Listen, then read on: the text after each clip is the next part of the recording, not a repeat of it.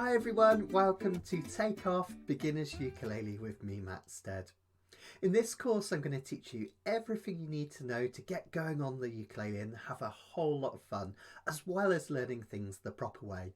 You're going to learn so much, from the very basics of how to choose, hold and tune your ukulele, how to play your first chords, your first few songs. I'll teach you how to play in rhythm and we'll look at timing. We'll look at swing versus straight strumming and all sorts of other stuff along the way. By the end of the course, you'll be able to play loads and loads of songs. You'll have a really good grasp of ukulele basics and you'll be well on your journey to becoming a proper ace ukulele player. So before we get going, let's have a look at the four main sizes of ukulele and have a think about which one might be right for you.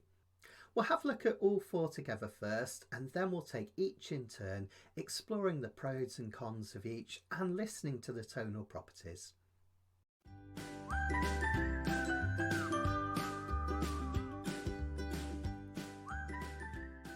And here we are, ta-da! The four main sizes of ukulele: soprano, concert, tenor and baritone.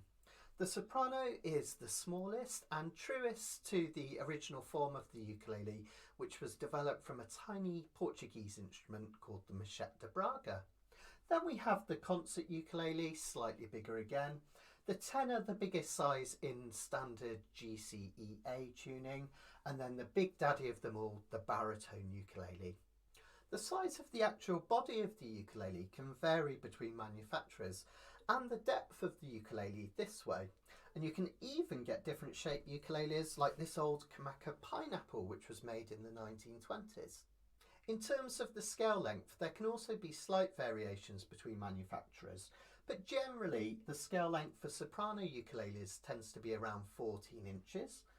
For concerts it's 15 to 16 inches, for tenors 17 to 18, and for baritones anywhere between 19 and 21 inches.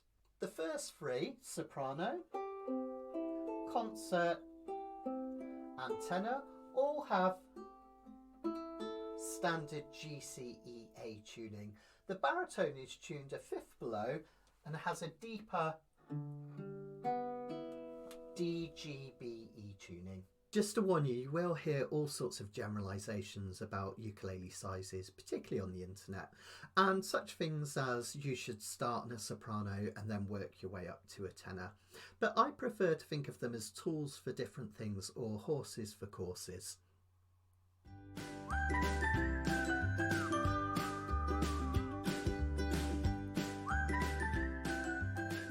So let's start with the smallest size of all, the soprano.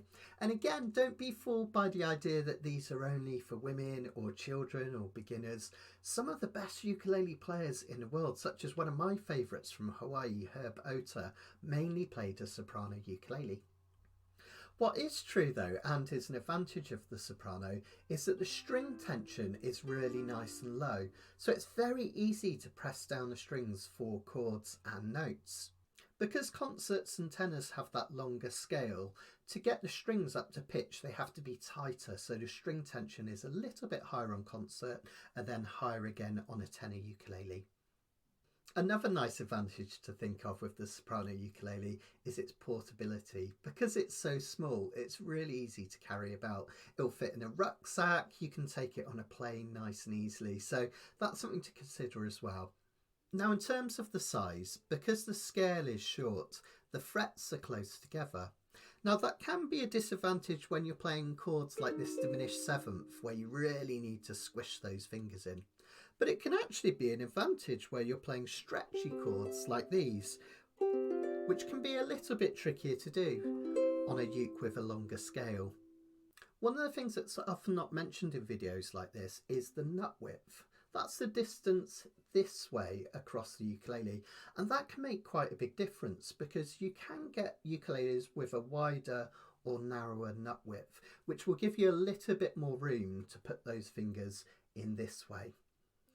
A couple of challenges with sopranos: because the frets are so close together up this end, it can be quite tricky to get your fingers in for those tough chords up the fretboard. And also sometimes the intonation can go off. That means that notes will get a little bit more sharp as you go up the fretboard in this direction. Another common complaint about sopranos is that the sustain isn't very long. That's how long the notes or chords ring out after you've strummed them. So it decays away slightly quicker than it will on a concert and then a tenor. But some people really like that short sustain, or choppy sound if you like, and it really suits old time and ragtime music, songs from the 1920s and 30s especially.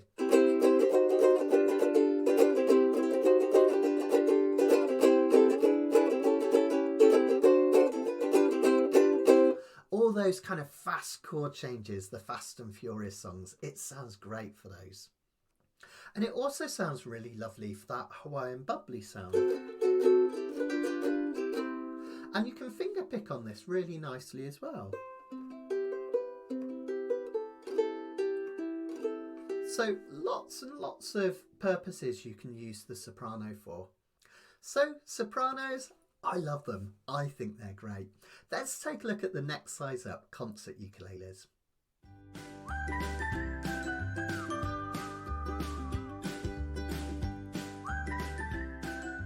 Next up we have the concert ukulele. Isn't this one blingy? This is my daughter's concert ukulele. Now concert ukuleles are often called the Goldilocks in terms of the scale length because it's not too short and not too long. It feels right for many people. Because of the longer scale, there's a bit more room between these frets. So if I was to show you that diminished chord that I did earlier on the soprano, notice that my fingers have that little bit more room now, which is nice. There's a little bit more string tension, but not as much as a tenor, so the chords and notes are still relatively easy to press down on this one as well. Generally on a concert there's a little bit more sustain as well, so when you strum those chords or play notes, they ring out that little bit longer than a soprano ukulele. Because of that medium string tension, I find these perfect strumming machines.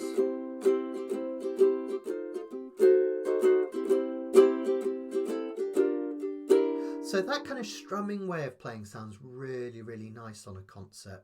And gentle chuck strums, I'll teach you this later in the course, sound really nice on a concert size uke. Now I don't want to generalise too much, and it's really difficult to say which size ukulele fits which player because it depends on so many things like the size of the player, the size of their hands in particular, whether there's any arthritis or hand conditions that might affect things. So many personal preferences. But generally, if you do have any kind of arthritis or you have very small hands, the concert scale can be really nice because you have that little bit more room than a soprano, but you don't have the string tension of the tenor. A little bit of criticism that the concert scale sometimes gets is the fact that it's a little bit neither here nor there. It doesn't have that lovely choppiness of a soprano ukulele, but it doesn't have the long ringing sustain of a tenor ukulele. So some players prefer to have a tenor and a soprano rather than just one concert.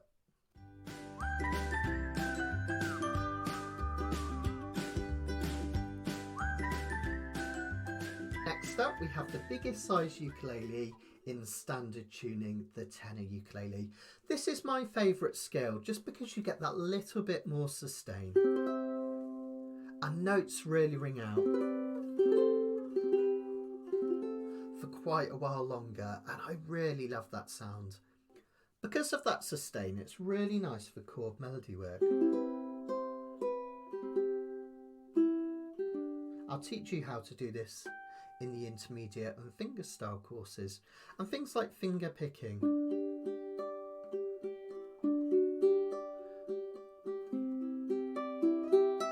Where you really want those notes to ring out. And of course you've got a lot more room up this end.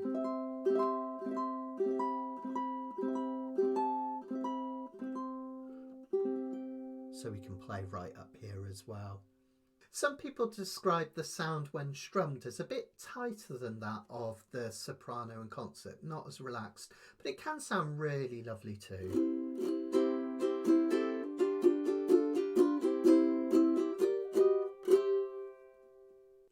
terms of the fret spacing, slightly larger again, and that's a real advantage where we have these squished up chords where you need to get your fingers in.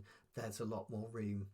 The disadvantage is that some of those stretchy chords, now you have to stretch your finger that bit further, so that's something to consider as well.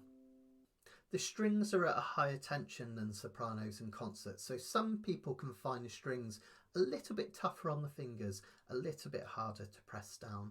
But that can be negated with use of a thinner, lower tension string and a setup where the strings aren't too high off the fretboard.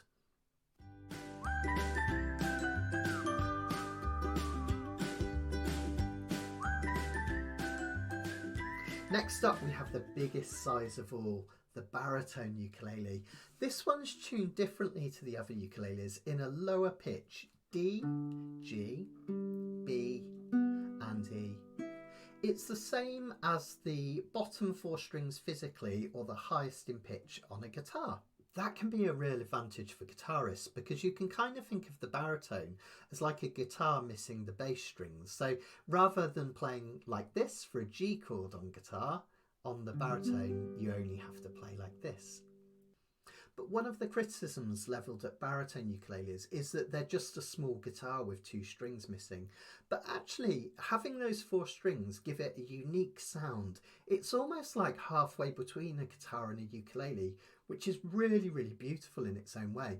And if you listen to great players like Benny Chong, particularly playing jazz music on a baritone ukulele, it has such a warm, soothing tone.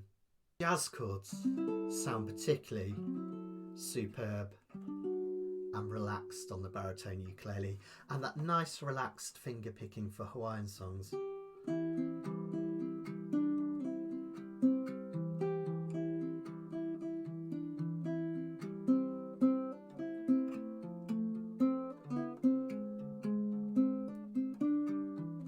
That can sound really lovely too.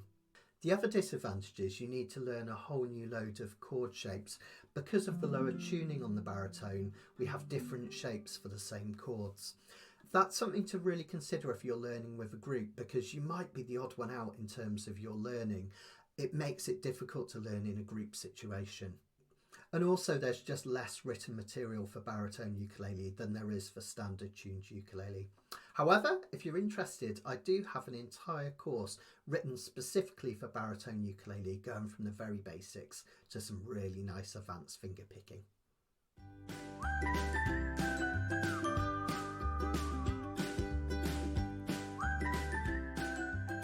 So I think we've covered all the bases there, but let's just have a listen to each ukulele in turn, playing exactly the same thing each time so you can hear the differences in tone and timbre.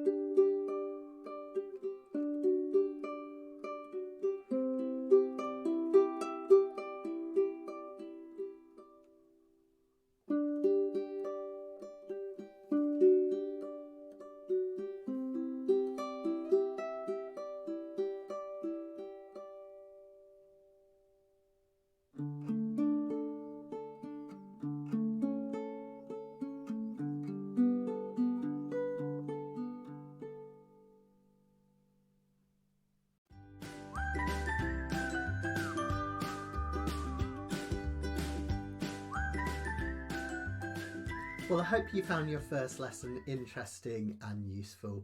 You can of course get in touch anytime with any queries regarding buying your first ukulele, sizes or any playing advice whatsoever. I'm always glad to help.